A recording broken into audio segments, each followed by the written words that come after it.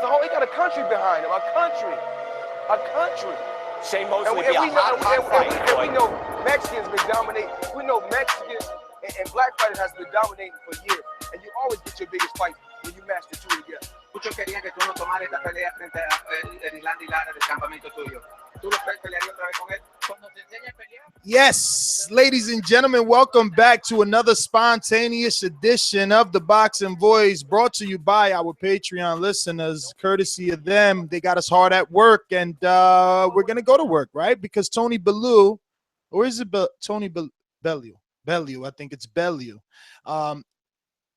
He's going to be taking on BJ Flores. BJ Flores, to us, American public, we know him most as an announcer. So what we're going to be doing is reviewing Tony Bellew's last fight versus Makabu to see how did he pick up this WBC title, how good did he look, and obviously give our preview and prediction of the BJ Flores versus Tony Bellew fight that will be taking place tomorrow. If this is something that you're interested in, well, then stick around. And if you want to, you want to give your take on this fight, you want to watch it with us, definitely you can.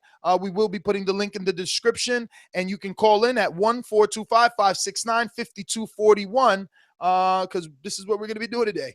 Boxingvoice.com. You need that fear.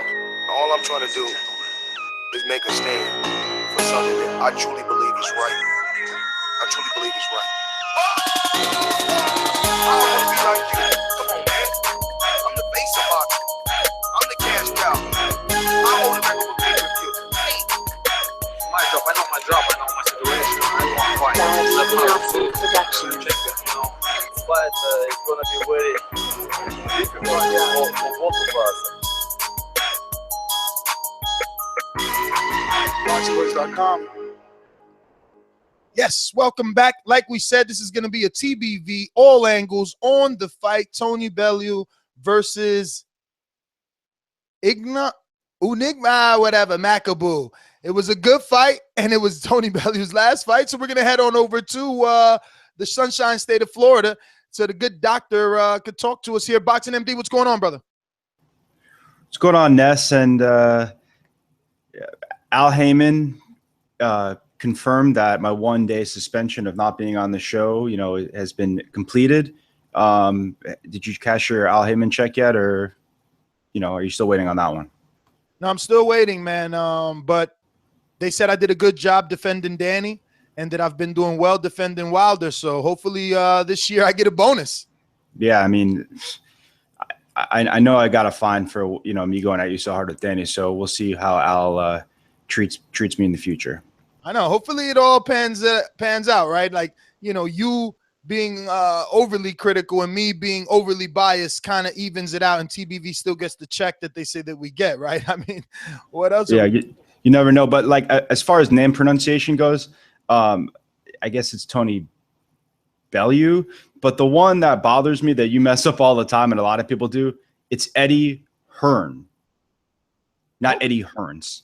Well, I'm gonna ask Jeffrey to tell me the name of both guys, because I trust him, and usually he's right.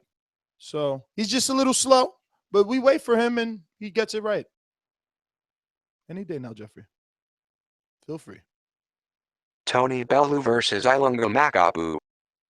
There you go. So we were right. I know I said Bellew, but I also said Bellew. So it is Tony Bellew.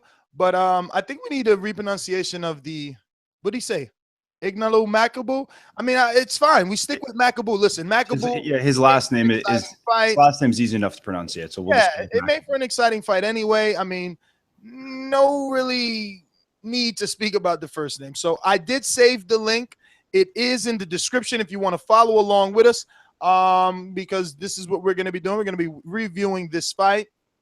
And just seeing if we can pick up any tidbits here, any tells, I guess, so that we can make a good prediction on this Saturday's fight with BJ Flores.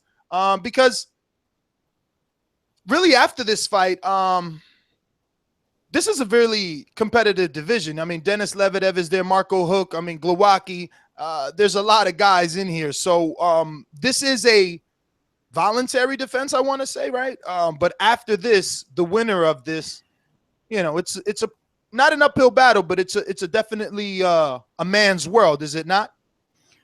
Yeah, it's a voluntary defense. Otherwise, BJ Flores would have absolutely no, I guess, no reason to be in the ring for a WBC world title, because everybody remembers him on TV having issues cutting the ring off against Babu Chumanov. So, I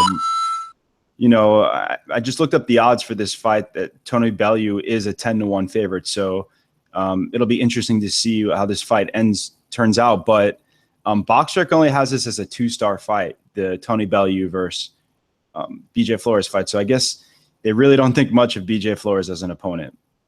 Well, I mean, when you think of BJ Flores and you remember how he shit the bed versus Babu Shumanov, is just plain and simple. That was the last time that we remember him. And then for him to be an analyst and not be able to cut the ring off on a guy as basic as Shumanov, it's not like Shumanov, yeah, it's not like he's a dancer or anything like that. But listen, I want to recommend everyone, if you're watching it, we put the link in the description. Go ahead and press play. I'm about around the 6-second mark. Let me sync up with you, MD, so we could get this show going. Get this going on the road here. Go to 1:33, and then we'll hit play and sync up. And shout out to Davey Boy Essex, who has by far the best links of fights I've ever seen. 1080p quality, so Davey Boy Essex is definitely doing his thing on YouTube. All right, so I'm here at the 33. Somewhere around there. Oh, yeah, 34. Go 35. I'm there. Yep. We're rolling.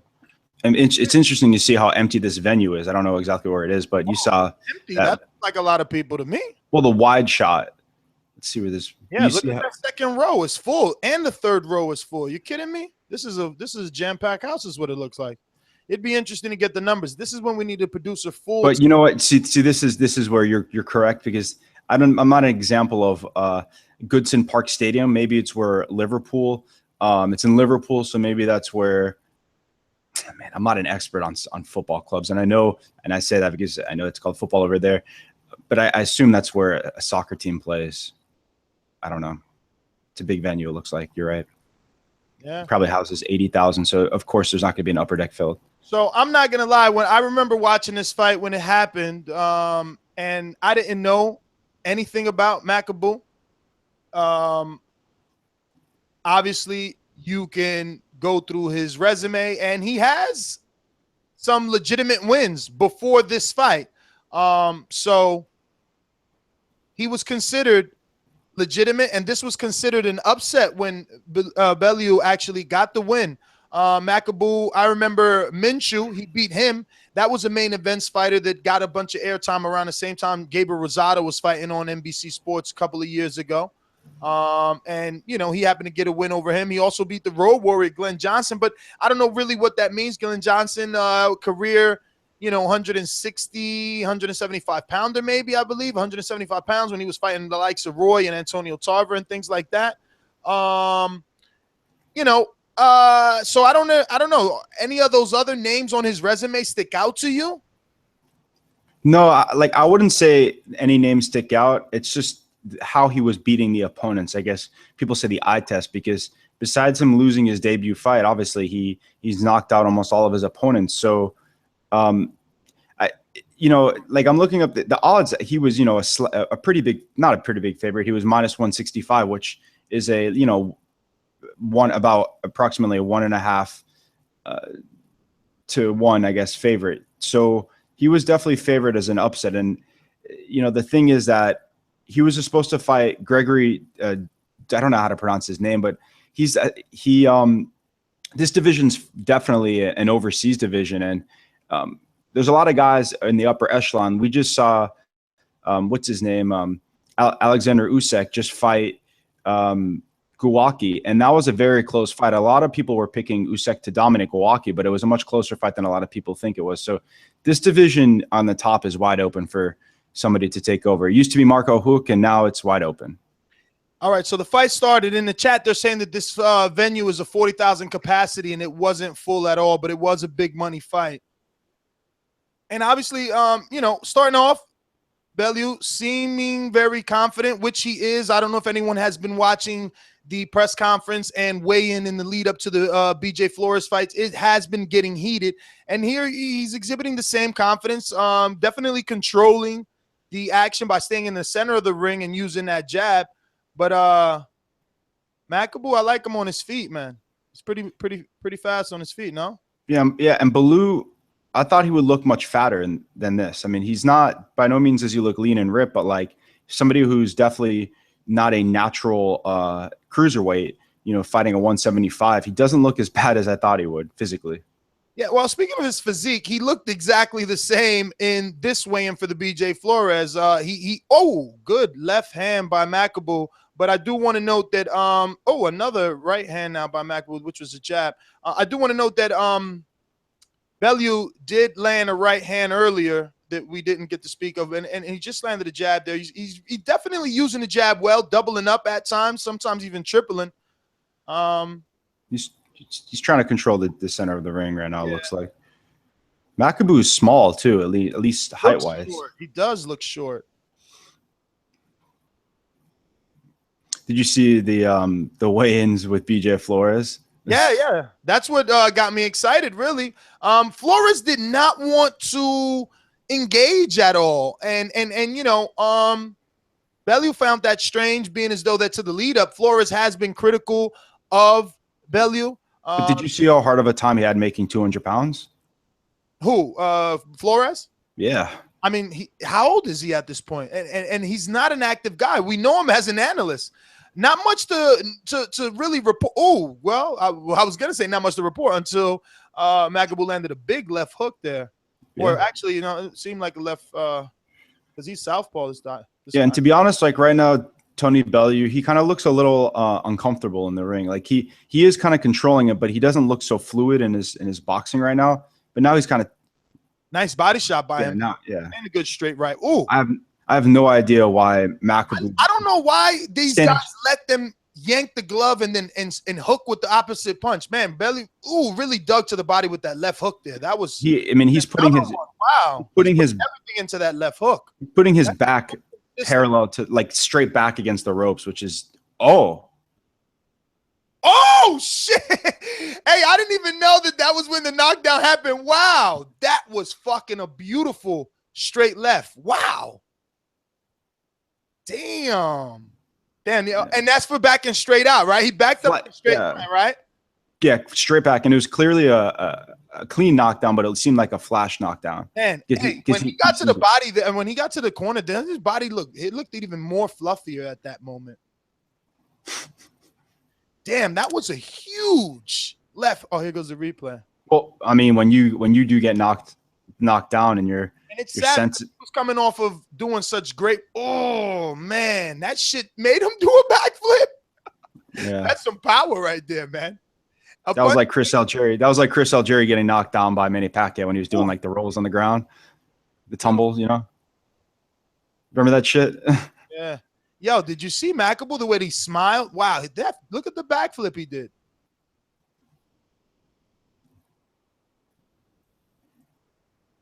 That's David Caldwell right there, right? Pretty young looking guy.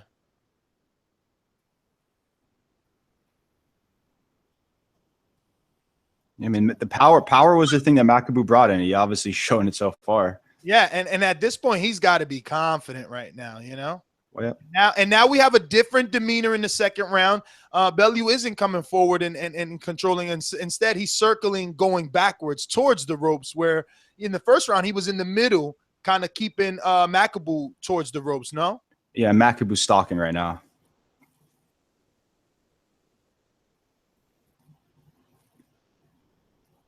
Now Makabu's jabbing a little bit, trying to control the center of the ring. Now, I haven't seen any power from Bellew.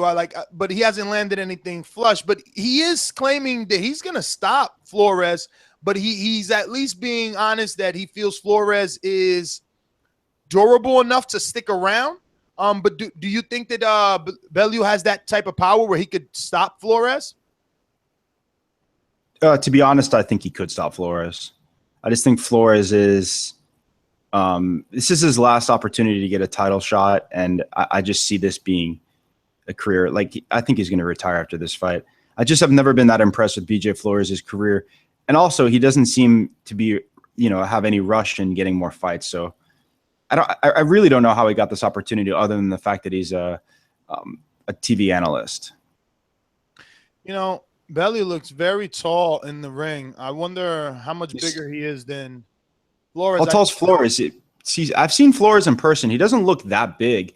But Tony Bellew is 6'2", 6'3", so I don't know how tall Flores is. I could look that up, I guess. I didn't notice such a height differential when I watched the weigh-in, but Flores was leaning over and talking. I mean, there's definitely an experience differential. The fight is definitely slowing down. It's becoming more of a jab fest. They're jockeying for position, really. Yeah. And Bellew's being patient, and his nose is patient, or is he being careful because he's the one that just got put down and now his nose is bleeding? I guess then Makabu's being the one patient because he really hasn't tried to overextend his work right now and taking advantage of a hurt Bellew. His nose is definitely bleeding.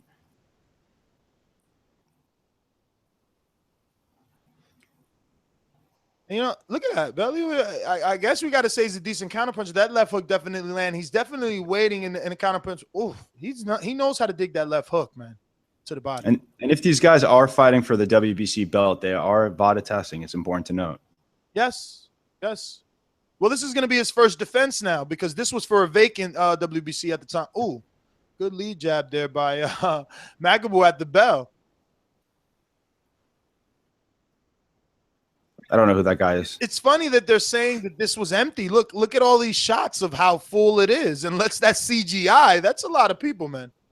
Well, they said about 30,000 in a 40,000 venue. So that's a good attendance for somebody who has probably seen it. At least we thought has seen his better days as a fighter in Tony Bellew. Yeah, but he's on TV over there too, and he's a pretty popular guy. I mean, yeah, he did get that part in the movie Creed. He was one of the. He's a Sky Sports, opponents. And he has a Sky Sports gig too. Yeah, he sure is. Christian Fernandez, what's going on, brother? Thanks for checking in. Fern Gully, what up? What up? The link is in the bio. Wait, he just switched to southpaw himself, did? No, he didn't. Oh, that left hook. Oof. Oh, he smelled blood. Oh. And look at his legs. Makabu, his legs are not under him. See, now watch what Bellew's doing with his left hand. He's moving the guard. I mean, I've seen a few fighters do it. Oh, wow, that nice uppercut by Bellew. Oh, that left hook. Oh, another left hook. Shit. Damn. Why is Makabu just standing there? He needs to he's getting full extension on that right hand too. He's really hammering him hard. Oh my God. He's asleep. Wow. Hey, I didn't even remember how good that knockout looked. That's knockout of the year contender, to be honest. That was pretty. I can't wait for the replay. Look at his face. He's crying. Where's Enrique when you need him? He loves the crying. Yeah. Shit, especially the fact that he got dropped in the first round, and that's a big win for him, obviously. Yeah. I'm not exactly sure about it, why this fight was for the WBC belt. Vacant. It was vacant. It was vacant, and I totally forgot why. There's like a whole backstory to that, but at the end of the day, I mean, yeah, look at him. He's showing concern. He's like, he wants to go and see if Makabu's okay. Yeah. And Makabu's still on the ground, so he hasn't even fucking moved. That's his little red sneaker right there. Yeah. I could just see a little further in the link, maybe that it's not until about 1755 or about 1748 that they show the replay. So do you just want to click ahead and skip a little bit? Because I guess how they're broadcasting it, they don't want to show the replay until they know that guy's okay. True. 1755? No, 1746. Let's just go to that one. All right. Yeah. I'm here. He just shook his hand and stuff. Yep. I mean, I kind of actually like how they did that over there. Maybe they do it over here too, but I want to make sure the guy's okay, just in case something happens to not show. No, they do that everywhere. I think people are saying that Makabu was the mandatory. Here it is. Yeah. From what I read, he was. It was for a vacant. Gregory Zord or whatever. I don't know. You see how he's funny. He smelled blood because he's a little sloppy here, but he smells blood. And I was just gonna say that it's funny that he did all this because he's a bit sloppy. Like a lot of these shots are not landing flush. And he's and he's using that left hand to measure and almost to like kind of grab his back, kind of like rake down the guard of Makabu before throwing the shot. Yeah, it's almost like you see. I know you hate the UFC, but like so much leverage on that left. He's bringing it from his torso. Look. Everything moves with his body when that left hook throw. Look. But that's what happens when he's squaring when he's back against the ropes. He's squaring up. He's not trying to move forward to clinch, or he's not trying to move away. He's just trying to absorb the punches. Makabu was just sitting duck. And that was the problem too. He's trying to punch in between recovering, man. Yeah. That's the lack of experience, right? Because it worked in the first round. It worked in the first round. It did. And it's also the mentality of a counterpuncher. But man, when you take it, look at this punishment, bro. Look. Yeah, it's He's asleep right there. It's a beautiful combination. Left hook, right, straight left hook. Chris, you can take calls, Chris. I mean, we're taking calls. Call in if you want. And we're taking international calls on the Skype. Just add Nestor Gibbs, of course. We got actually we're gonna go to Coach Mitty. He's been waiting. Coach Mitty, talk to us. Hello, Ness. I think there might be a lot of background noise. I'm in the street, so I don't know if you want to go to someone else. Sorry about that. All right, man. I will go to someone and come right back to you. Let's see. We got 224. You're up. Yo, it's your boy Carmelo, man. I'm back 2 days in a row. Hi, what up, Carmelo? Great fight. What's going on, man? I like this all angles, man. But for the Bellew fight, it was a good fight, man. I think the other dude, how you pronounce his name? Makabu? Yeah. Makabu? Yeah, he started getting methodical to the body, man. If you see when he was going to the body, he was using his jab and right hand to the body, but it was only one shot at a time. And Bellew timed it with a great left hook that stunned him, and ultimately that ended up to finish the fight. But BJ Flores, man, I think he ain't never been a great fighter. He always been like a B-level fighter. And I get this, through his connections with whoever he know, he got a title fight. But I don't think it's going to be too much. He knows Al Heyman that knows Eddie Hearn. Caller, that's a really generous grade. You said B-level? Yeah, that's a great grade right there. Yeah, that's a good grade. Other than that, man, that's with that bell curve. Pretty much even through the first round. He got the knockdown. Makabu got the knockdown. Second round, you see Bellew changed up his style a little bit. He was circling the ring instead of going straight back because you was right. That's when he went straight back. He had caught with the left hand. But I'm loving this guy's aggression, though. Bellew's aggression. Damn, we might have to. Well, I remember watching him at 175. I wonder. I don't remember the Chilemba fight being this exciting. No, I think he was a little bit more of a boxer at 175. I think he trying to be a boxer, turning to be a boxing puncher now. I remember him fighting Chilemba twice, and I watched those, and I also watched the Nathan Cleverly fight, and I believe that one was a little more exciting. But that's Cleverly being that high output puncher that he is. But this is a very aggressive Bellew here. I mean, he's definitely fluffy around that stomach. They just showed a zoom shot of the left hook from underneath, and I seen some cottage cheese going on in there, but So Leonard Sterling in the chat, I guess, kind of like supported what I said, or like kind of like gave me more information. He said that Gregory, I do not know how to pronounce that name. It's spelled Zord. He's a German. I don't know how to pronounce his name, but he was the. How did he support you? He said which vacated the title, which meant that it was a hand. No, it was a hand injury. Well, not supported me, just kind of confirmed what I said. It was a hand injury, so that's, I guess, more details about what happened. If he confirmed anything, he confirmed that Ness was right. That they fought for a vacant title, Bellew and Makabu did. That was what I said originally. Both of you were right. They exchanged left hooks. Yeah, right. Yeah. But caller, you know, the good thing about this fight is it's not in November because, you know, one guy already said that the best fight in November. What? Yeah, we already know the best fight in November. Why they always wait, Ness, what's the best fight in November? I don't know. Well, ask the caller. Are they huge boxing fans like that? Who are you boxing fans? 30,000 people out there. Oh yeah. 30,000 were there. Damn, but yo, I got this thing on replay and he is landing some monstrous shots. Well, Tony Bellew is pretty popular over there, and he's a Sky Sports broadcaster. So I'm sure people know him, and the way that they probably marketed the fight was reasonable. And I mean, and maybe some people wanted to see Tony Bellew get knocked out because Makabu was a favorite, and he is a knockout artist. So, well. Hey, I like the way he's talking trash though. Yes. It seemed like BJ Flores scared. I don't know if he's scared to say something, but he just seemed like he real subdued and laid back with this particular fight. Yeah. And I found that to be interesting. Listen, I'm gonna get to some other people to listen, but I found that to be interesting because Flores was the one that's always been very critical of Bellew throughout the years. So how do we know if this guy's is a puncher? Because in this fight, those shots look to be pretty thudding. Yeah, I mean, we know that he's a puncher because he dropped him in the first round. He obviously does not look like a polished boxer, even at the level of Tony Bellew. But and that says a lot because Bellew has been beaten a few times. Obviously, most notably by Adonis Stevenson.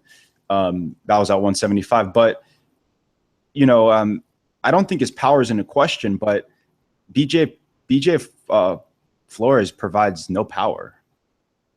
So I just don't see I don't really see anything that BJ Flores does good. And like I said, this is at like the higher level in boxing, so obviously he does things reasonably well. But it was shocking how bad he looked against Bebu Chubanov.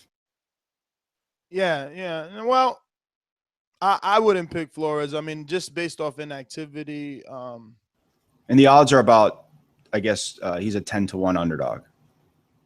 Yeah, well, that pretty much sums it up. Watching this fight, I guess, helps me slightly make my decision because I was never really ever going to pick Flores. Well, we talk sometimes about, you know, boxing and stories, and it's kind of like this knockout revitalizes Tony Bellew's career. It gives him the opportunity to get a voluntary against a lower level opponent, and then eventually get a shot, I guess, against a bigger name. And there are a few guys over there. Fight though, it's gonna be a dangerous fight. I mean, you got Lebedev out there. I mean, you know, he'll probably make that fight with this guy Mradis Bredius, whatever, because I think that guy is signed to Matchroom, if I'm not mistaken. I don't know if somebody in the chat room can clear that up. Yeah, I expect Tony Bellew to get a knockout win. But I don't know if it's necessarily going to be like a knockout like this. I could see it more of a corner stoppage because I just don't see BJ Flores. I just don't see what BJ Flores could do to make this fight competitive. Now, you know what's funny that Bellew actually has a lot of opportunities because even though this is a mandatory or like a voluntary defense, so his next step we're saying has to be something. It may not, because you know that David Haye is out there, and David Haye is way past cruiserweight at this point. Yeah, but there's been a lot of talks. I don't do a quick Google if you want before we end it, and you'll see. For whatever reason, I don't know why, but the two teams are the reason. The reason why is because he's a TV pundit and he's in the media. So whether they're piggybacking on each other to get popularity, but David Haye is still a very popular guy over in the UK. You know, he's he's good looking and he has a voice. And before he, I guess, shit the bed against Klitschko, he was sought to be one of the best heavyweights in the world.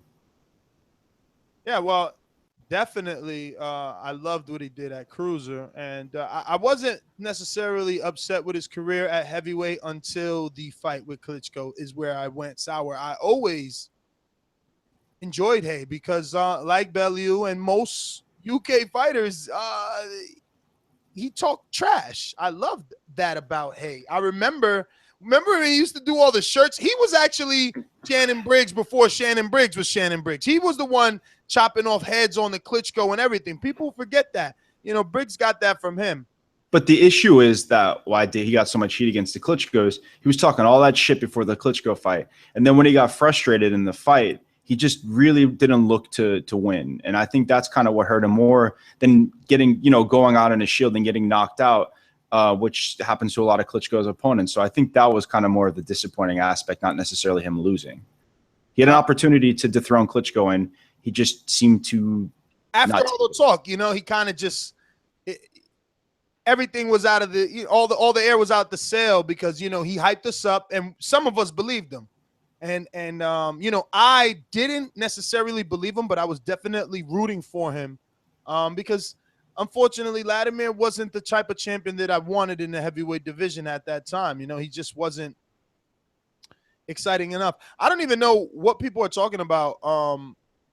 But wait, I haven't hated on this fight at all. Like, what do you mean that Vladimir wasn't exciting enough? Was it the fact that he was kind of, I guess, dull outside the ring? Well, no, both that and the excessive clinching. It's just a huge turnoff for me. It's the story of the heavyweight division for many years, unfortunately. Well, not the heavyweight division that I watch. I mean, Vladimir Klitschko is a hugger. His brother was not, No, his brother was the, I guess, less technical, more warrior-esque. You know what I mean? He had the better chin. That's not even arguable. Vitaly is a tougher one. And they always say sometimes in interviews that Vladimir says that his brother is a born fighter and he had to kind of become a fighter, and you could see how they fight. That kind of is true. But yeah, I mean, it's good over the, this is like an overseas division, and I'm glad to see that there's some names over there, but but what, are there any notable names that the U.S. viewing public? Because I see none. I see absolutely none. Steve Cunningham was there until still there somewhere in the top 10, but he's not a player in my opinion. Like, because he lacks that power. I mean, we seen what happened with Glowacki, and at least our public knows Glowacki because of what he's done on PBC. But he just suffered that loss as well. And he was also fucking around going up and down, which never does well for you remember he was at a heavyweight division for many years to make higher paydays and make better purses. So, I think Steve Cunningham may be done for his career. He probably made a decent living going up the heavyweight division, so I don't think we'll see him again, but I'm glad that we got to watch this fight. To be honest, I just saw the knockout before. I've never saw the fight in its entirety, so it's awesome to watch this firsthand, in front of the Boxing Voice community. Yeah, it was interesting because I definitely have a higher opinion of Bellew, at least in the build-up to this BJ Flores fight, because I remember more the Chilemba fights. And again, they weren't as exciting as this fight. So I guess if someone considers that, hey, oh well. That being said, before we go, I just want to say one thing. If you guys haven't, you don't have a full meal in your stomach, if you get a chance, go to the Boxing Voice YouTube channel and check out those Danny Garcia interviews, because make sure you don't eat before, because this morning when I was drinking my coffee and eating, it didn't sit well with me to listen to that man talk. Hey, man. Like he said, man, what's the difference between Ward and Kovalev? But I'm your host, NesGTO. Find me on Twitter and Instagram at NesGTO. And my co-host, The Good Doctor. You can find me at BoxingMD1 on Twitter. And hopefully you guys join Patreon, because videos like this could only happen with a large Patreon base. So we'll do as many as you guys want, as long as the numbers keep coming. For sure. That being said, I want to thank everyone for coming out, and we will see you on.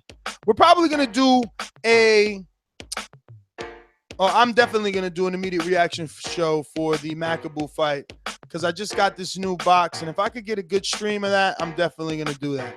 So, peace.